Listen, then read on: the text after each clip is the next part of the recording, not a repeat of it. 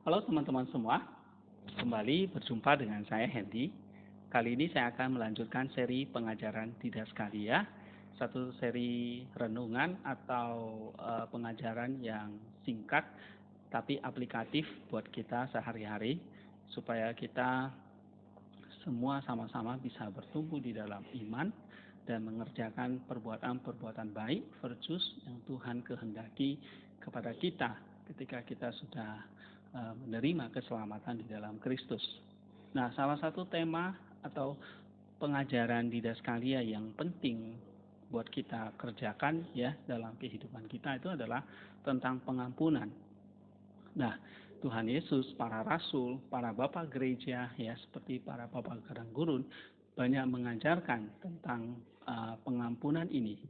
Sebab ini memang hal yang basic, yang pokok, yang kita mesti tahu dan kita mesti kerjakan. Oleh sebab itu, uh, kita akan belajar di sini dari Saint Theophan dan juga beberapa cerita menarik dari Bapak Padang Gurun. Ya, suatu saat Rasul Petrus itu ingin tahu berapa kali sih seseorang itu harus mengampuni sesamanya. Lalu dia bertanya, namun tapi dengan satu masukan ya. Dia bertanya, mengampuni sampai 7 kali. Nah, mengatakan ini, Rasul Petrus berpikir bahwa dia sudah mengampuni banyak. Dia sudah mengampuni dengan maksimal. Ya. Dan ini sebetulnya menunjukkan seberapa pendek kesabaran manusia. Ya. Nah, Tuhan menerapkan menyatakan ya, melakukan penderitaan panjangnya pada kelemahan kita. Dengan yakin dia berkata kepada kita bukan sampai 7 kali, tetapi sampai 70 kali 7. Nah, ini sama dengan mengatakan selalu mengampuni dan jangan berpikir untuk tidak mengampuni. Semua pengampunan akan menjadi ciri khas orang percaya. Ya, karena semua pengampunan adalah sumber dan dukungan yang terus-menerus dari kehidupan kita di dalam Tuhan, dari kehidupan kita yang berasal dari Tuhan sendiri. Kebiasaan mengampuni semua orang ini adalah pakaian luar dari cinta kasih kita. Kasih itu sabar, kasih itu murah hati. Ia tidak cemburu, ia tidak memegahkan diri dan tidak sombong, ia tidak melakukan yang tidak sopan dan tidak mencari keuntungan diri sendiri. Ia tidak pemarah dan tidak menyimpan kesalahan orang lain. Ya, dalam 1 Korintus 13 ayat 4 dan 5. Satu penjelasan yang menarik ya dari Rasul Paulus. Saint Theophan mengatakan, kasih adalah jaminan pengampunan yang paling setia pada penghakiman terakhir nanti. Ya, Rasul Matius mengatakan, karena jika kita mengampuni, Bapa surgawi kita juga akan mengampuni kita. Matius 6 ayat 14. Sedemikian rupa, ya, jika kita ingin mendaki naik ke surga, ampuni semua orang dengan tulus dari lubuk hati kita sehingga tidak ada bayangan permusuhan yang tersisa. Ya, Tuhan mengajarkan kepada kita, jika kita ingin pergi ke surga, ampuni semua orang dengan tulus dari lubuk hati kita, sehingga tidak ada bayangan, affliction yang tersisa.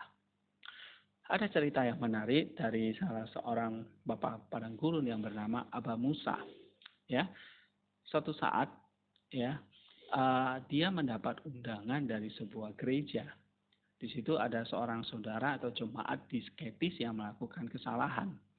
Abba Musa diundang, tetapi Abba Musa tidak datang, tidak memenuhi undangan itu. Lalu kemudian ada seorang imam mengutus seseorang untuk datang mengajak kembali Abba Musa.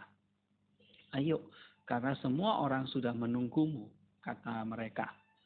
Lalu Abba Musa pun bangkit dan pergi, tapi sebelum pergi dia mengambil kendi yang bocor, lalu dia mengisi air itu ke dalam kendi dan membawanya bersamanya. Nah, sesampainya di gereja, yang lain itu keluar menyambut Abba Musa dan berkata kepada Abba Musa, apa artinya ini Abba? Lalu orang tua ini pun berkata kepada mereka, ya, dosa-dosa mengalir di belakangku dan aku tidak melihatnya. Dan hari ini aku datang untuk menilai kesalahan orang lain. Nah, ketika mereka mendengar itu, ya, mereka tidak berkata lagi kepada saudara itu yang bersalah, tetapi justru mengampuni dia. Ya, kemudian cerita kedua dari Bapak Padang Guru ini, suatu saat ada seorang saudara ya bertanya kepada seorang abah, ya, di sini ada seorang lelaki yang memukul hambanya karena kesalahan yang telah dilakukan hambanya itu. Lalu apa yang akan hamba itu katakan? Nah, abah itu berkata, jika hamba itu baik, dia harus berkata, ampuni aku telah berdosa. Ya, jika hamba itu baik, ampuni aku, karena aku berdosa. Kemudian saudara itu berkata kepada abah, apakah tidak ada yang lain abah yang harus dikatakan hamba itu? Abah itu berkata, tidak. Sebab sejak saat ia bertanggung jawab atas kesalahannya sendiri dan berkata, aku berdosa, aku bersalah, maka Tuhan akan segera mengasihani dia. Nah, tujuan semua hal ini bukanlah untuk penghakiman ya, untuk menghakimi sesama kita.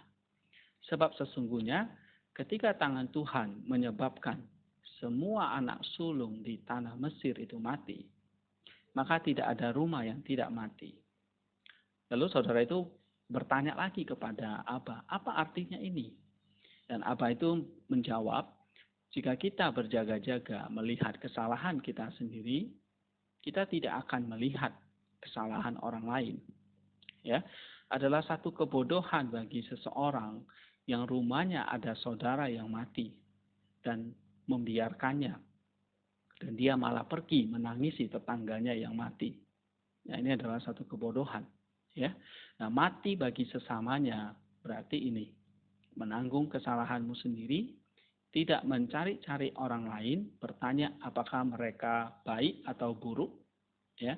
Jangan membahayakan siapapun, jangan berpikir sesuatu yang buruk di hatimu terhadap siapapun, jangan mencela orang yang melakukan kejahatan, jangan menaruh percaya pada dia yang melakukan kesalahan pada sesamanya atau tetangganya, jangan bersuka cita dengan dia yang melukai sesamanya. Nah, inilah artinya mati bagi sesamanya.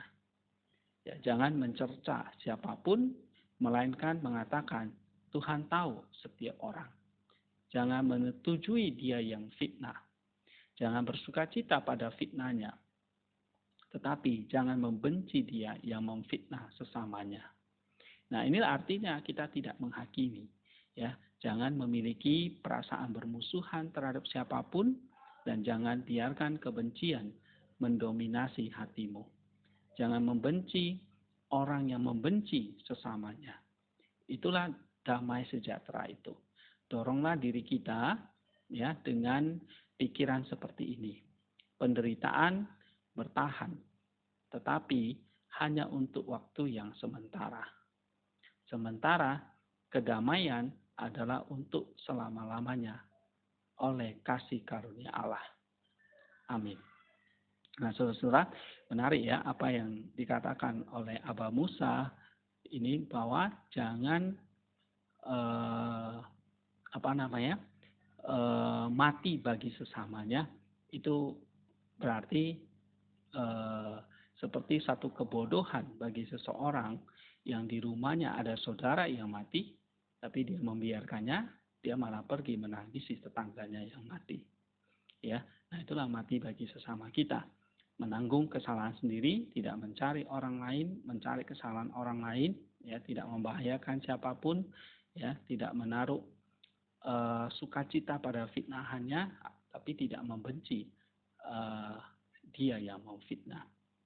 Nah, saudara-saudara, kiranya renungan seperti ini menolong kita untuk merefleksikan ya cinta Tuhan kepada kita yang sudah mengampuni kita, maka kita juga diberikan cintanya Allah, kasihnya Allah, disanggupkan oleh Allah untuk belajar mengampuni sesama kita. Ya, tanpa kasih Allah, tanpa cinta dari Allah, tanpa pengampunan dari Allah, kita sebetulnya sulit sekali mengampuni bahkan mengasihi orang lain. Tetapi seperti kata Tiovan dan Abah Musa tadi, bahwa kita tidak mencari kesalahan orang lain, tetapi kita mau mati, mengasihi dia, mati bagi sesamanya, tidak melakukan hal-hal yang menyebabkan orang itu berdosa, ya, tetapi kita melakukan itu untuk mengasihi dia, ya. Nah, kiranya renungan ini boleh menolong kita, ya, bahwa damai sejahtera, penderitaan, ya, kedamaian itu adalah selama-lamanya oleh karena kasih karunia, ya. Kebencian sementara, tetapi kasih untuk selama-lamanya. Demikian renungan di Daskalia kali ini. Kiranya ini memberi inspirasi, dorongan bagi kita untuk menggunakan, ya, kasih Allah yang sudah kita terima, kita salurkan untuk mengampuni dan mengasihi tetangga dan sesama kita. Sampai ketemu pada seri di Daskalia yang lain. Thank you semuanya.